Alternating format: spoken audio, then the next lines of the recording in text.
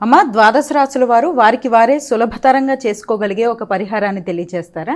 ద్వాదశ రాశుల వారికి పరిహారాన్ని గనక గమనించినట్లయితే మేషరాశి నుంచి మీనరాశి వరకు 12 రాశుల వారికి కూడా ఈ రోజున తమ వ్యక్తిగత దైవాన్ని ప్రార్థిస్తూ ముందుకు వెళ్ళడం ఒక విధానం అయితే, దాంతోపాటుగా అవకాశము, ఆసక్తి, సమయము అన్నీ అనుకూలంగా ఉన్నట్లయితే తప్పనిసరిగా ఈ రోజున దత్తాత్రేయుడికి సంబంధించిన శ్లోకాలు వినడము, లేకపోతే చేసుకోవడము, అలాగే దత్త మందిరాలు దర్శించటము, ఇవన్నీ కూడా చాలా చాలా చాలా చక్కటి ఫలితాలు ఇస్తాయి.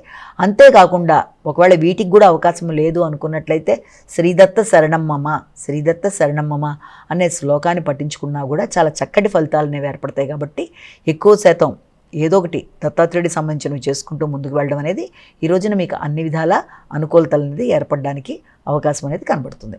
అలాగే నేటి వైశిష్యంలో భాగంగా ఈ రోజున మనకి యమద్వితీయ అంటారు. అలాగే దాంతోపాటుగా భగినీ హస్త భోజనము అని కూడా అంటారనమాట. కాబట్టి ఈరోజు విశిష్టత ఇది. నమస్కారం.